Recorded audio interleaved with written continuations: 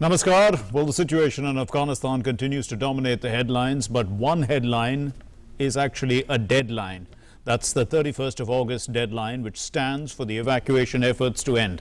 Now, can countries get all their citizens and personnel who have worked with them over the last 20 years out in the next 6 days? And after that, can the Taliban, which is seeking legitimacy, cease to be a terrorist organization? Well, that's in focus tonight. My name is Mark Lynn. Let's begin with the headlines. Chief of Defence Staff General Bipin Rawat warns that any spillover of terrorist activity from Afghanistan's side into India will be dealt with firmly, asserts the Taliban are the same as they were 20 years ago, just partners have changed.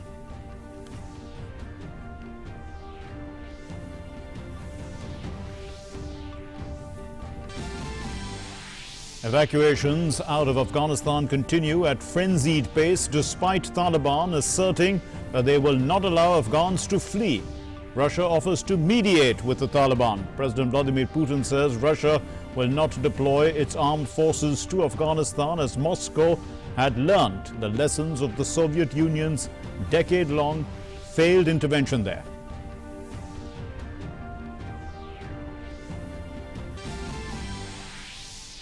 The World Bank suspends funding to Afghanistan, cites concerns over Taliban's takeover will impact the country's development prospects.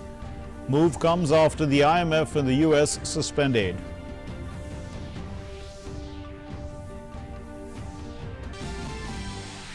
Cabinet approves the highest ever fair and remunerative price for sugarcane. This is at 290 rupees per quintal for 21-22.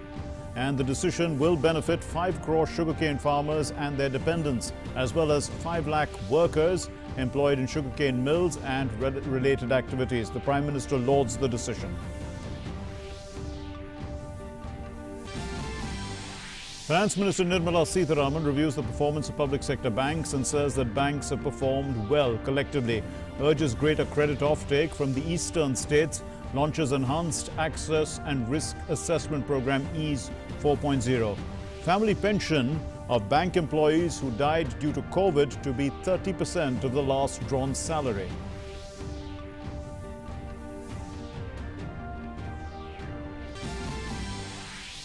India's war against COVID continues. More than 60 crore vaccine doses administered so far across the country.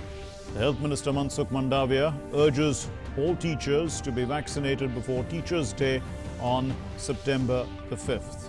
And more than 2 crore vaccine doses supplied to states this month. Bihar unlocks further. The US Vice President Kamla Harris calls on Vietnam to join the US in challenging China's bullying in South China Sea. Says there is need to put pressure on Beijing for its action in the South China Sea.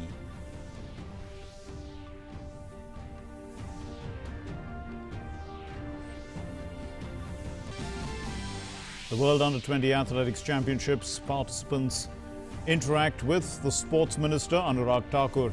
They share their experiences and struggles. Anurag Thakur says that the athletes have not just won medals, but have also inspired youngsters to join sports.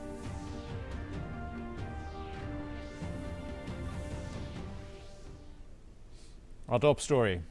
Some resistance to the Taliban is visible in the Panjshir Valley, and reports suggest that the Taliban met with resistance members for negotiations. Now, the other concern is of Afghanistan becoming a breeding ground for terrorism. Now, India's Chief of Defence Staff, General Bipin Rawat, spelt out India's stand. He said any terrorism emanating from Afghanistan will be dealt with firmly. Here's our report. The story playing out in Afghanistan 11 days after the fall of the nation to the Taliban. Resistance to the Taliban is visible in a small pocket of Panjshir, even as the exodus continues in Kabul, with evacuations happening at a frenzied pace. Media reports suggest resistance led by Ahmad Masood in Panjshir Valley is standing up against the Taliban. Taliban forces diverted troops to quell the resistance. At the same time, there are reports that 40 members of Taliban met with members of the resistance for negotiations. Another round of talks outside Afghanistan between former Afghan President Hamid Karzai and peace envoy Abdullah with Iranian and Qatari envoys also took place. The photos showed Karzai and Abdullah seated in meetings and greeting the Iranian ambassador to Afghanistan, Bahadur Aminian, and the special envoy to the Qatari Minister of Foreign Affairs for Counter-Terrorism and Mediation and Conflict Resolution, Mutlaq bin Majed al-Qahtani. The meeting took place a week after Karzai and Abdullah met with the Taliban commander and senior leader of the proscribed Haqqani network terrorist group, Anas Haqqani, amid efforts by the Taliban to set up a government. Back home in India, Chief of Defence Staff General Bipin Rawat spelt out India's stand on the Afghanistan situation at an Observer Research Foundation event. The CDS said that India was concerned about the possible overflow of terror activities from Afghanistan, adding that contingency plans have been made. Nation is committed to ensure that we have a terrorist-free environment in this region.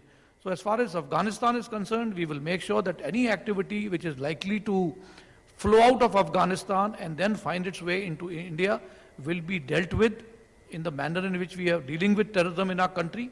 And I think if any other support can be forthcoming from the Quad nations in at least identifying the terrorists and getting some intelligence input to fight this global war on terrorism, I think that would be welcome.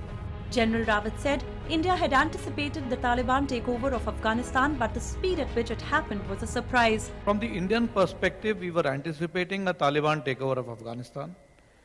We were concerned about how the terrorist activity from Afghanistan could overflow into India. And so to that extent, our contingency planning had been ongoing and we are prepared for that. It is the same Taliban that was there 20 years ago. All that has happened is that the partners have now changed. Speaking at the same event, Commander of the US Indo-Pacific Command, Admiral John Aquilino, said his country will continue working in close cooperation with India to ensure safe evacuations. The United States is committed to ensure we get all of our citizens out and the citizens of our partner. There's been close coordination between India and between Central Command to ensure that our citizens are safe and extracted. India has announced that owing to prevailing security situation in Afghanistan, all Afghan nationals henceforth must travel to India only on e-visa. Afghan nationals may apply for e-visa at www.indianvisaonline.gov.in. Previously issued visas to all Afghan nationals who are presently not in India stand invalidated with immediate effect. The decision was taken keeping in view some reports that certain passports of Afghan nationals have been misplaced. India continues its evacuations under Operation Devi Shakti. So far, India has evacuated over 626 people. At least 16 of the 78 evacuees from Afghanistan who landed in India on Tuesday are said to have tested positive for coronavirus. Among them are 3 Afghan Sikhs who had carried the Swarups of Guru Granth Sahib from Kabul. Those who tested positive are all asymptomatic so far, and all evacuees have been quarantined. With Nandita Dagar, Bureau Report, DD India. Well, while the evacuation deadline stands, it leaves little room for people wanting to flee Afghanistan to move after the deadline. The humanitarian issue, human rights, the obligations of the world community all come into sharper focus. Will the world abandon Afghanistan after the 31st? The Taliban 2.0 is a distressing reality. Take a look at this report. First, on evacuation, we are currently on a pace to finish by August the 31st. The sooner we can finish, the better. Each day of operations brings added risk to our troops.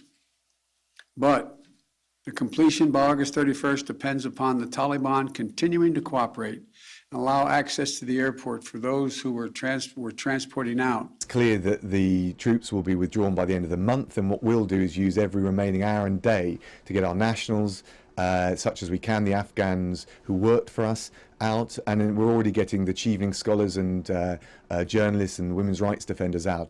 31st August remains the Taliban's deadline for withdrawal of troops assisting in evacuations from Afghanistan, and the world seems to have made peace with this. German Chancellor Angela Merkel is among the few voices speaking out in contradiction. She said Germany will try to help Afghans who worked with its soldiers and aid organizations and wish to leave Afghanistan even after an August 31st deadline. The end of the air bridge in a few days, on which US President Joe Biden named no new date during yesterday's G7 deliberations, must not mean the end of efforts to protect Afghan helpers and help those Afghans who have been left in a bigger emergency with the takeover by the Taliban. At the same time, we must not close our eyes to the danger that with the allies' withdrawal, Afghanistan can become a breeding ground for international terrorism again. That must be avoided. Our goal must be to safeguard as much as possible what has been achieved in Afghanistan in the past 20 years. After Russia offered to mediate in talks with the Taliban towards government formation, President Vladimir Putin said on Tuesday that the country would not deploy its armed force to Afghanistan to take part in a conflict. It goes without saying that we do not plan to interfere in Afghanistan's domestic affairs, let alone deploy our armed forces in a conflict of everyone against everyone. This is what is happening there, I feel, in a conflict that has been going on for several decades in this country. The USSR had its own experience in that country. We have drawn the necessary lessons. I can say that we have effective means to ensure our security. The scene on ground in Afghanistan remains the same, one of a massive humanitarian crisis looming large. Those gathered around the Kabul airport to flee the country not only face uncertainty along with miserable conditions, this even as the Taliban on Tuesday said it would not allow Afghan nationals to leave, urging them to participate in nation building instead of fleeing.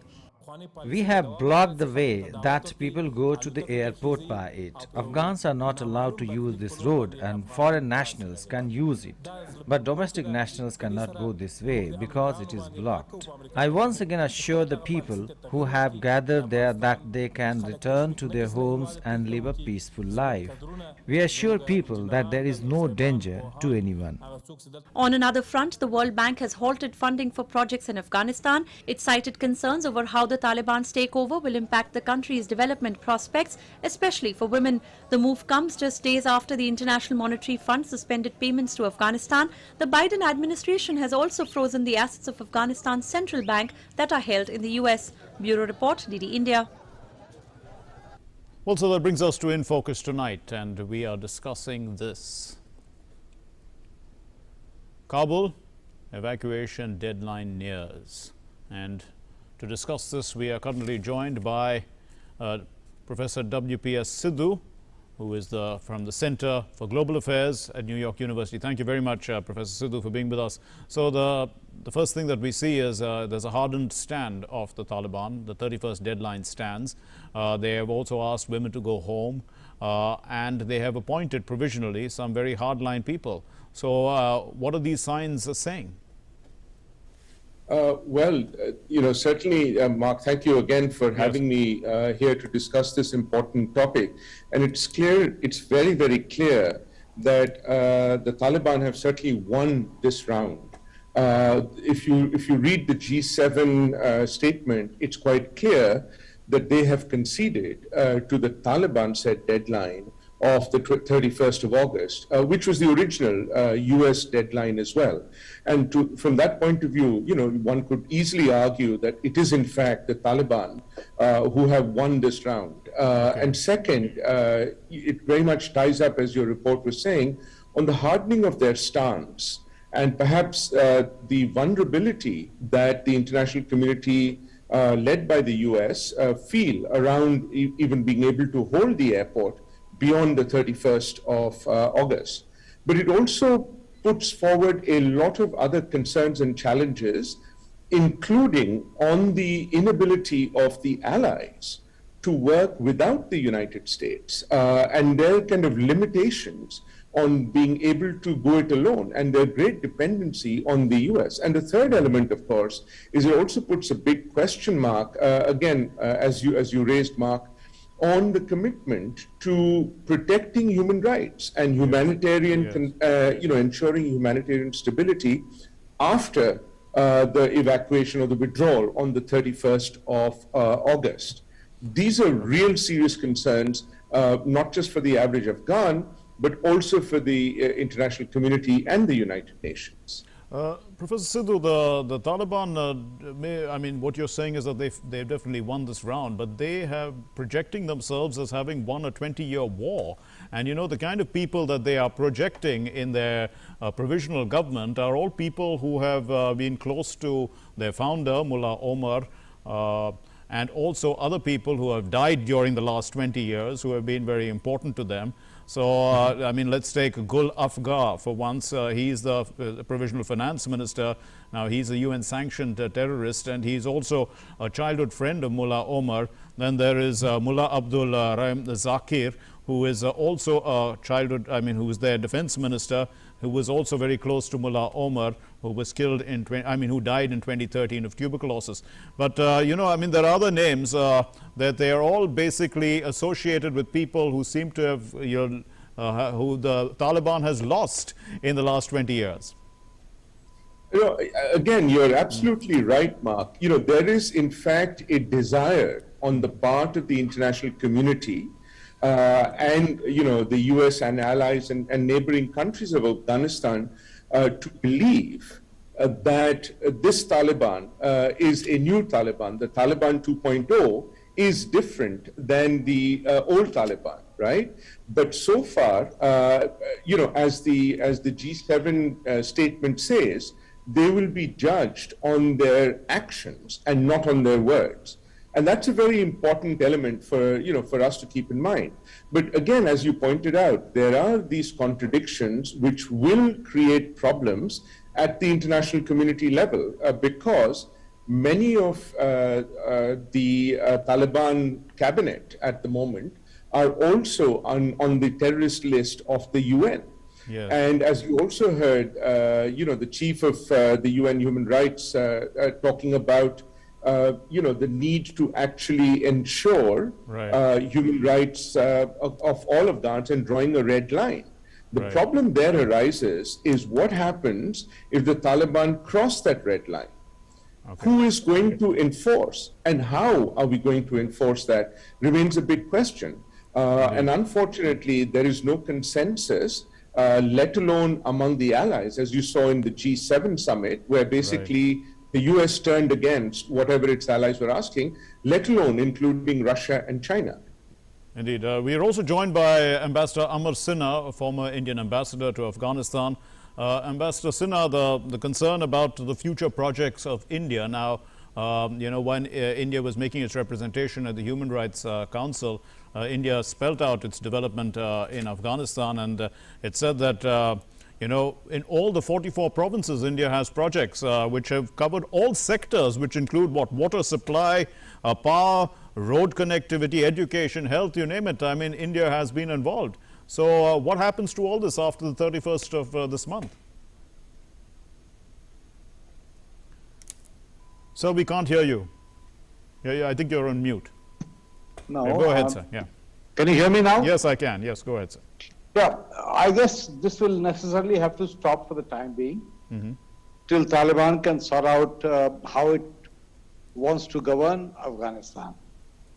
And you see, the projects that we have basically coincide with what is called largely called these sustainable development goals of every country. Now, whether it's schools, primary health centers, water supply, and the real basics of development. Well, it's unfortunate, but the fact is that nobody will fund Taliban if they don't show signs that they have reformed. And all this talk about Taliban too is a lot of hogwash. You know, New York Times give them front page, etc. But as somebody I heard said that, you know, they have to be judged by the actions, not the words. They have obviously they have good PR teams who are telling the world what they want to hear, but we have to see what they are doing on the ground. Over to you. Indeed, and that's in fact, Ambassador Sinha, what we were just talking with Professor Sidhu a little earlier. Their actions don't seem to be, you know, saying that they have changed at all. They are appointing people who are hardliners, who are basically half of them are terrorists. And the point is that they have already told women to stay at home, and they've stuck with their deadline of 31st, which means that, and also after the 31st people who want to leave Afghanistan can't leave. So it's clear if we're reading the tea leaves right, they're definitely as menacing as they were the first time round. Obviously, you have to understand that they can only rule with coercion and violence. Now, having said that, I would not demonize them. I know some of the statements that they have said, we have to take it with a pinch of salt, but we still have to try. Okay. I know the women, who have they've asked to stay back, and they have been very honest in saying that we are asking this for the security of the women because our own cadres and guys who are on the street don't know how to handle women. Okay. I thought there was a great candor and in accepting this, that they have got people who are fighters, who are brought up in madarsas, but they have never dealt with women. So that is true, but ultimately the test really is that how inclusive government they can form. Do you think that they are interested in governing at all, as a modern nation state, or even as a not necessarily modern, but not a primitive state, or do they want to drag Afghanistan into a state of absolute pariah status? Indeed. Professor Sidhu, how much time would you give, a time frame to assess whether the Taliban is conforming to international obligations? Well, I think we've recognized that timelines and timeframes can be very dangerous and self-fulfilling prophecies. So I think because if you set any particular time, you may well see sort of acceptable behavior until then, and then a dramatic change. I think this is going to have to be an open-ended perspective. But I think at the same time, there are two elements which we need to keep in mind going forward. And Ambassador Sinha has very rightly referred to, both of them. One, the Taliban are the reality. And we need to figure out, how best to deal with them in terms of holding them accountable to what Afghanistan as a country has signed up to the international norms and other agreements. The second aspect is also to be very realistic about what are the leverages that we have. And here, although it's absolutely correct, as your report rightly pointed out, you pointed out, the IMF and World Bank have pulled back from supporting it. But let's look at what China is doing.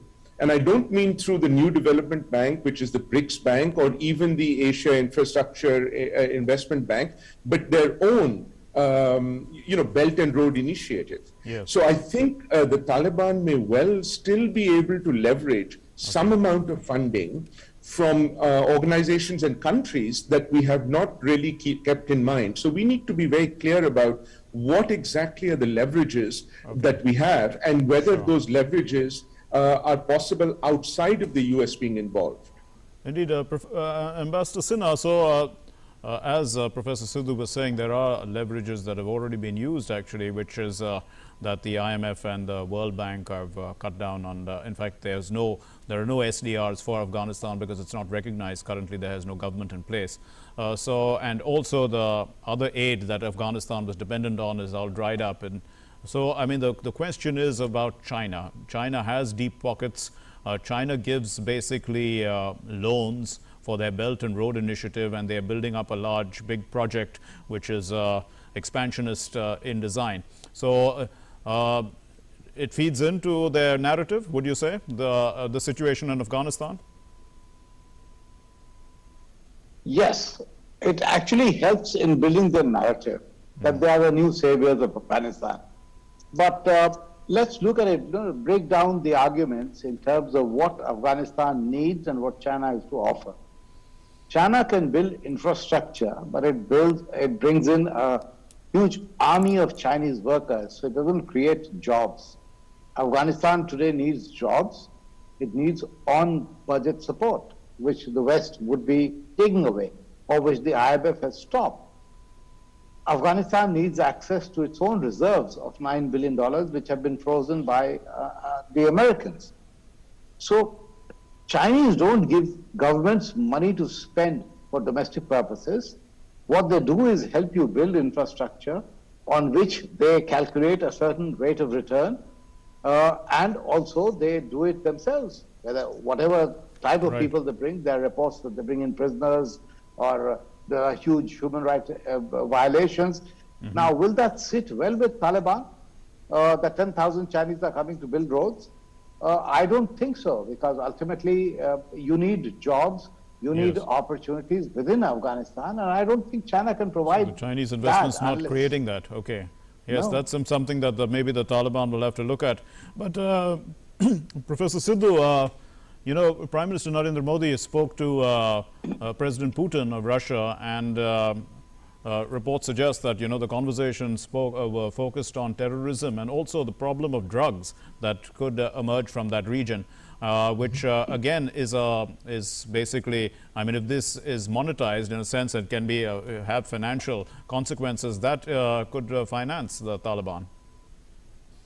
Well, certainly, and you're right to make that connection, because under the Taliban, and even before that, it was really Russia, and even after the Taliban, actually, it was Russia which was suffering the most because of the opium production coming out of Afghanistan, and so for them, it's a very serious concern to kind of deal with that particular issue as well. So I know that's going to be a very high priority for them, along with, of course, the concerns about terrorism, which they shared with India as well in that context.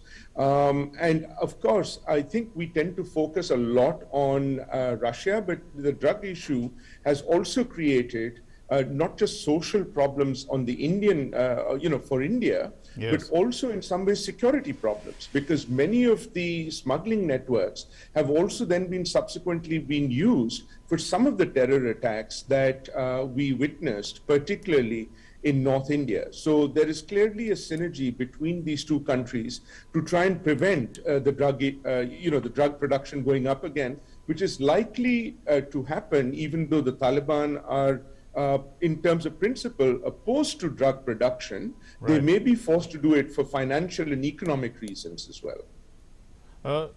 Ambassador Sinha, so the basic leverage that the world has is basically economic. There's going to be no military interference, and we heard, the Russian president saying that definitely Russia is not going to be involved, because he used the term it's everyone against everyone. I mean, that's a situation that is emerging in Afghanistan.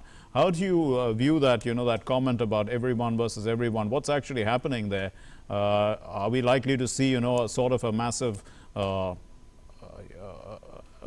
basically... What President go ahead, Putin sir. said, really, everyone against everyone, was more in the Afghan context. But in the global context, the way I see it is really each one for himself. Okay. And that's what is going to happen. You see, we have come a full circle. Just look back 20 years ago, 9/11. India faced terrorism even before that. None of the world, nobody in the world actually bothered to pay any attention till it hit them hard and hit them in their heartland. And then suddenly the global discourse on terrorism changed. They started, our messages started resonating. Okay. They realized that there is something called AFPAC region, which was the terror central. And then a lot of things followed. Now we are coming back to the same situation, that where we would be perhaps, this time around, of course, thankfully, we will not be the only victims of terror. But then our responses have changed, but we will still have to fight our own battles. I think that all of us should be very clear on this, and that is what the change is going to happen. But Indeed. my own hope is that Taliban would also metamorphose from a terror group to a group which is a political party which wants to govern Afghanistan seriously, and at least keep some of the promises it made to the Americans. Professor Sidhu, the other analysis or reasoning that has gone into the Afghan situation is that Pakistan has basically completely supported the Taliban in its efforts, and that is why they have come to power with or taken over with such wicked speed. So the point is that that relationship is going to continue, and this is going to give Pakistan strategic depth and all that sort of thing. How would you view the Pakistan Taliban situation and the world sort of censuring both of them over time? and again, that's an important component in this equation because, while you actually have some Pakistani commentators saying that, the Taliban coming to power is really a freedom day, it's the beginning of peace, et cetera, et cetera. But, other more seasoned, diplomats and politicians are equally concerned that there may well be a blowback. And that, that their own sort of Frankenstein that they have created in terms of the Taliban may actually come back to haunt and bite them as well. So there is, there is that aspect of it as well. In terms of the international community, clearly, I think, as Ambassador Sinha pointed out, while AFPAC was certainly something which was recognized in the past, it remains to be seen whether that connection will remain in the future as well, or whether Afghanistan will be bifurcated and looked at by itself, which I think is going to be problematic. And so I think from that point of view, while the G7 statement talks about, sort of judging the Taliban in terms of their actions, not their words, I think the same would also have to be said about Pakistan, but also on the part of the G7 and the international community, that they are also going to judge, or they will also be judged in terms of their action or inaction rather than their words related to the kind of support that Pakistan may provide, or indeed other countries may provide to the Taliban to carry out their more nefarious activities. We leave it there. Thank you very much, Professor Sidhu and Ambassador Amar Sinha, for enlightening us on the current situation in Afghanistan and putting it into context for us. Moving on then to our next story. The U.S. Vice President Kamla Harris has called on the Vietnamese to join the U.S. in challenging China's bullying in the South China Sea. And she says that there is a need to put pressure on Beijing and its actions in the South China Sea. This is the second leg of her visit to Southeast Asia, and Harris's comment, in fact, follows her speech in Singapore on Tuesday when she said that Beijing had continued to coerce and intimidate to make claims to the vast majority of the South China Sea. The Israeli Prime Minister Naftali Bennett arrived in Washington, D.C. on Tuesday. The Israeli Prime Minister said that he would urge the U.S. President Joe Biden not to revive the 2015 nuclear deal with Tehran. In his first state visit since taking office in June, the Prime Minister will meet Biden on Thursday and attempt to mend ties which were strained under former Premier Benjamin Netanyahu, as he accused openly of favoring the Republican Party. The World Health Organization said that coronavirus surges, driven in part by the Delta variant, are pushing health systems of some Western Pacific countries dangerously close to a red line. The WHO's regional director, Takeshi Kasai, said that the line exists where the number of critical cases exceeds ICU capacity in hospitals. Over 6 million people across the region have been infected with coronavirus, and over 82,000 have died, with Indonesia, the Philippines and Malaysia having the highest number of cases. Several countries in the Western Pacific are now experiencing surges, in part driven by the Delta variant.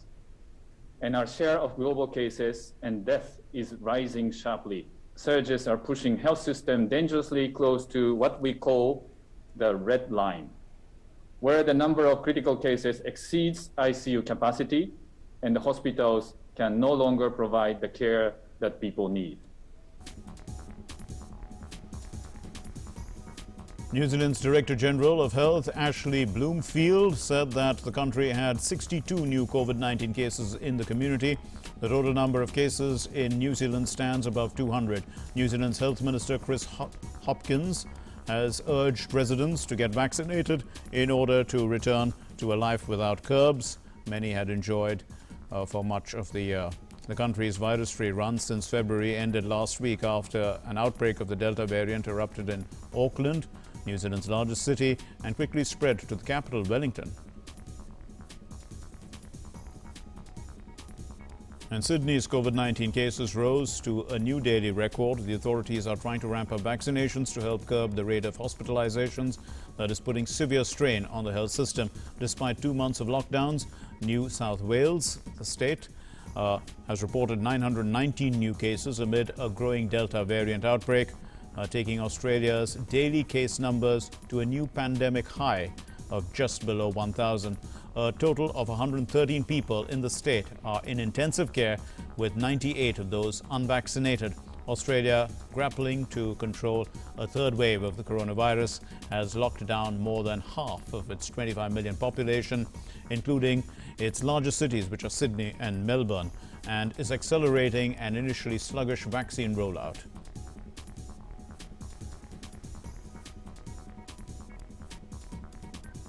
And the U.S. Vice President Kamla Harris told the Vietnamese Prime Minister during a meeting in Hanoi that the United States will donate 1 million Pfizer-BioNTech vaccine doses to Vietnam. Vietnam has fully inoculated just 2% of its 98 million people, among the lowest in Asia, as it opted for containment policy and did not rush to procure vaccines. The U.S.'s commander of the Indo-Pacific Command, Admiral John Aquilino, is visiting India, and he paid homage to the martyrs at the National War Memorial. Admiral Aquilino was accorded a ceremonial Tri-Service Guard of Honor at the South Block, and he will be meeting with the top brass of India's military and also holding talks with the Navy Chief, Admiral Karambir Singh. His visit comes a day before the Quad Navies hold their joint naval drills called the Malabar in the West Pacific Ocean.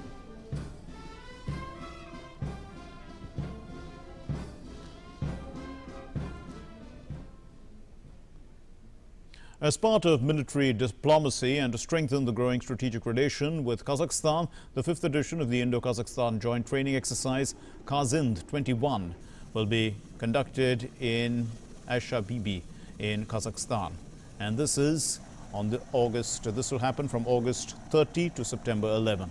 And the exercise is a joint training between both the armies, and it will boost bilateral relations between India and Kazakhstan.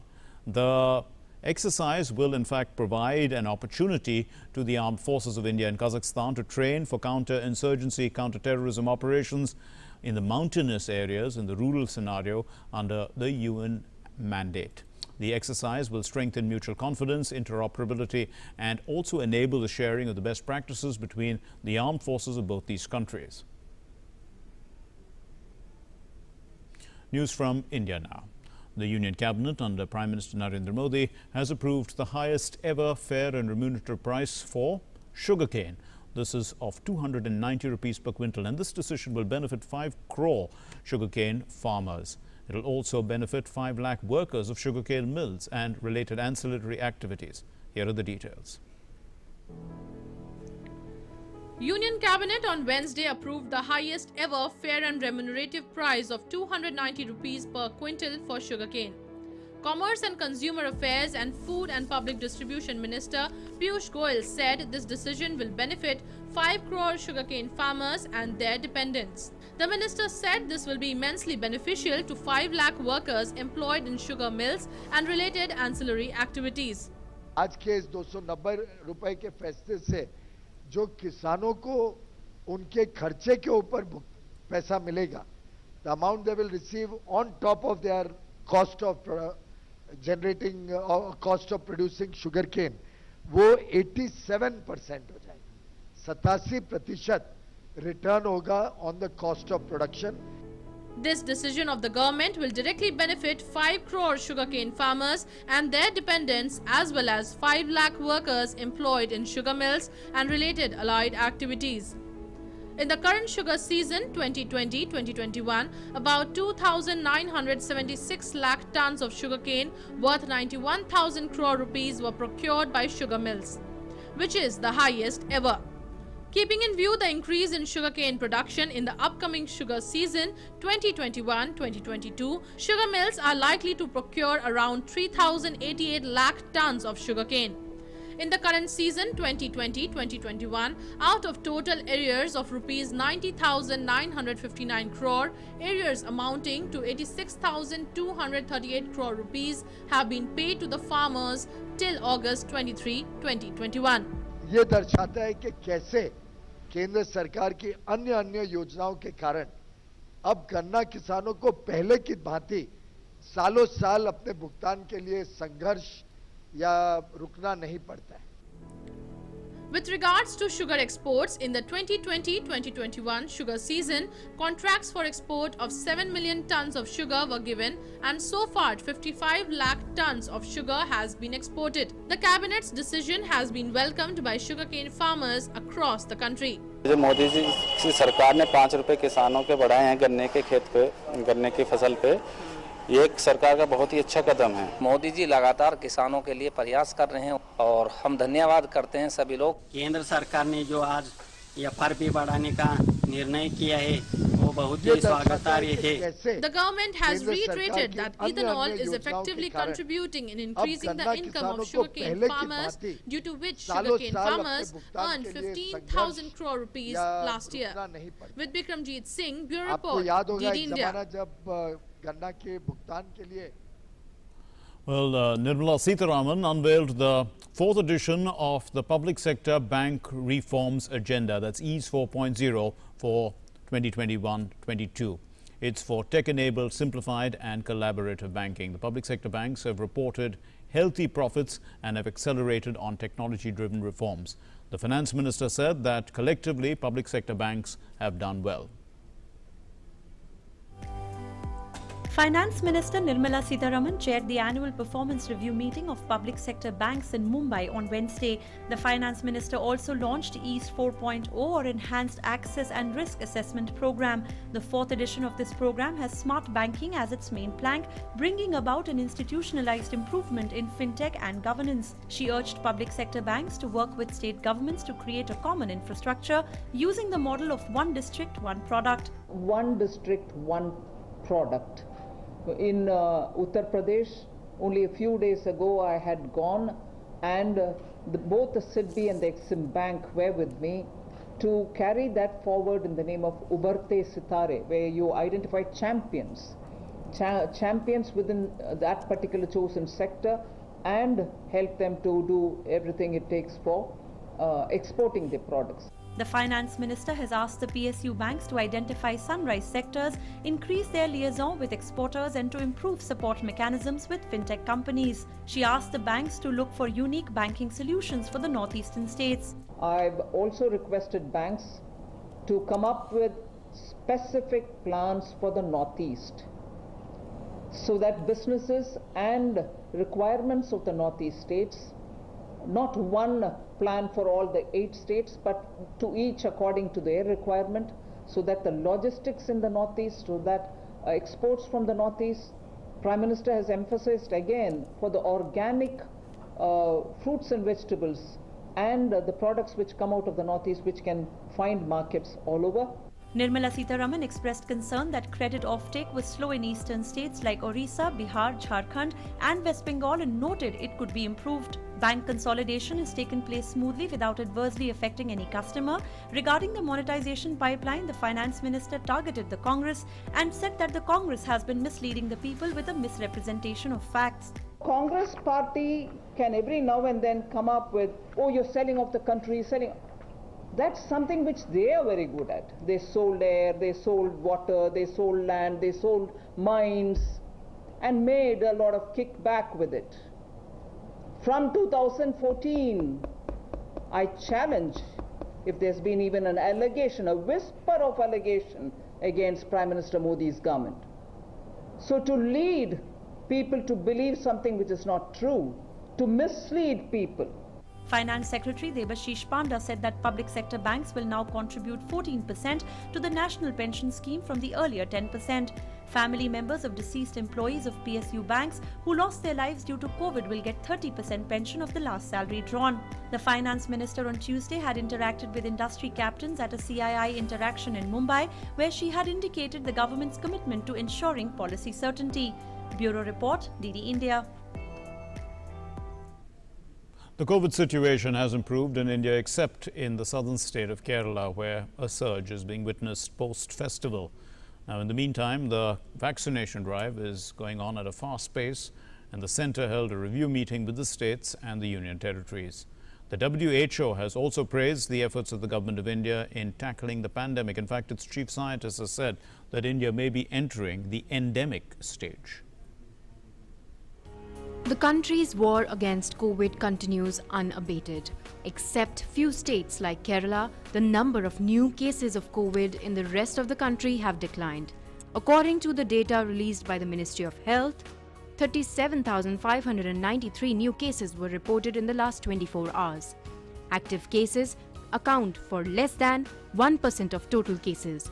India's active caseload stands at 3,22,327. Recovery rate currently is at 97.67%.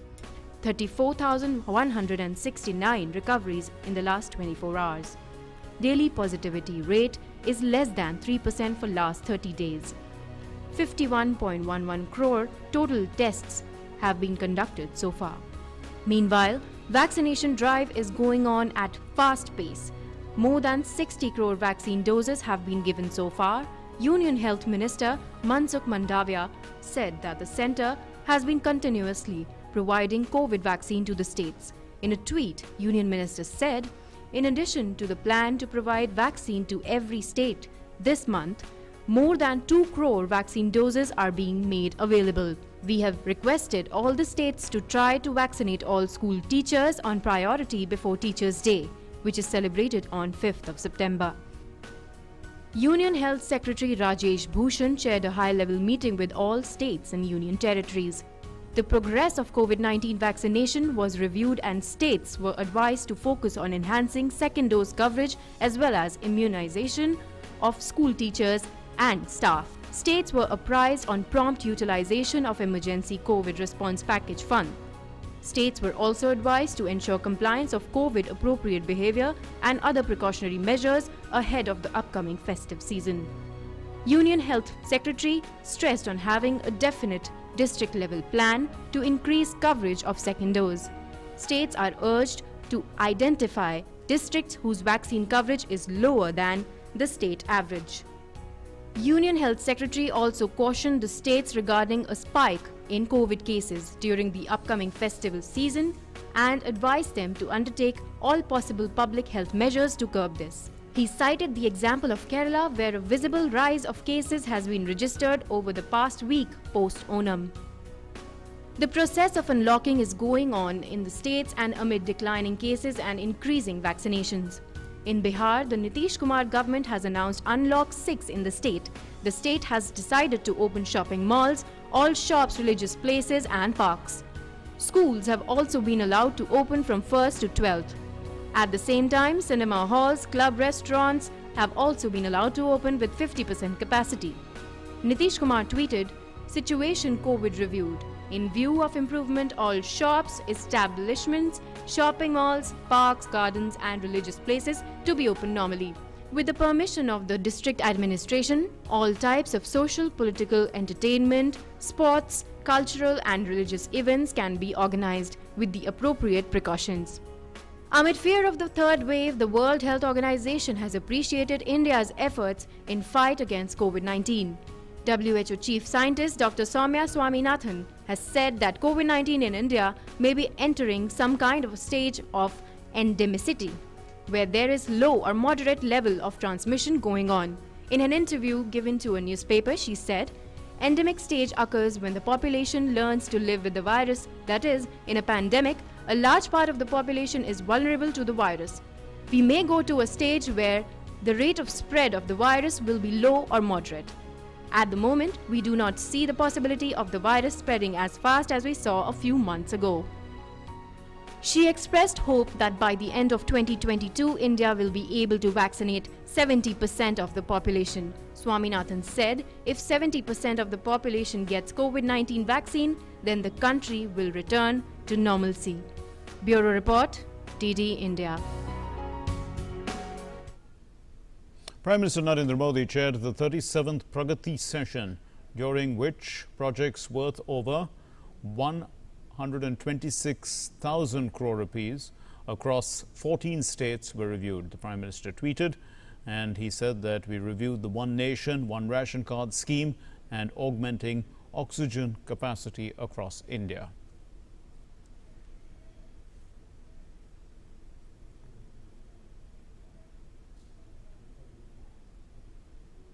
Information Broadcasting Secretary Apurva Chandra visited Doordarshan headquarters in New Delhi, and he took stock of the newsroom of DD India and DD News and appreciated the work of officers and the staff working in Doordarshan. Secretary in the Ministry of Information and Broadcasting Apurva Chandra visited Doordarshan Bhavan in New Delhi on Wednesday. He took stock of different studios and latest techniques used in telecasting news and programs. He appreciated the works of officers and staff of Doordarshan. आज मुझे दूरदर्शन के studios और दूरदर्शन के offices को में आने का अवसर प्राप्त हुआ। मेरे को दूरदर्शन के स्टूडियोज देख के अतिशय हर्ष हुआ कि इतने सुंदर स्टूडियो, इतनी बढ़िया प्रोडक्शन फैसिलिटीज यहाँ पर उपलब्ध हैं और जो अधिकारी कर्मचारी हैं वो भी बड़े तत्परता से काम करने में लगे हुए हैं। दूरदर्शन की जो रीच है उसका लाभ सरकार को, शासन को पूरा होना चाहिए और वो हो रहा है। तरह तरह के विविध कार्यक्रम यहाँ बनाए जा रहे हैं। Secretary Information and Broadcasting also visited the newsroom of DD India, DD News, where he was briefed about different dimensions of news. He also took stock of PCR and MSR. He said that DD News and DD India are playing an important role in apprising the masses about the central government policies through different programs. DD News सरकार के जो पहल है और जो सरकार जो देश के लिए कर रही है उसके अंदर लोगों तक पहुंचाने के अंदर बहुत ही अच्छी पहल उठा रहा है। विविध जो कार्यक्रम है, माननीय प्रधानमंत्री जी ने जो कार्यक्रम शुरू किए हैं उनको जनता तक पहुंचाने में और क्या उनका जो है जनता पे परिणाम हुआ है इसमें पहुंचाने के लिए डीडी न्यूज़ सबसे आगे चल रहा है। Director General Doordarshan Mayank Agarwal shared information with him regarding all the channels of Doordarshan and the programs being telecast on them. Besides, the Director General of All India Radio and Venudhar Reddy briefed him about the programs being broadcast on Akashvani channels. Girish Nishana, DD India, Delhi. The Union Sports Minister Anurag Singh Thakur today interacted with young Indian athletes who performed brilliantly during the recently held World Under-20 Athletics Championships in Nairobi in Kenya. And India has won two silver and one bronze medal. The women's long jump prodigy Shaili Singh won a silver and Amit Khatri also won a silver. This is in the men's 10,000 meter race walk event. The Indian mixed 4 into 400 meter relay team has bagged a bronze medal. Look at this report.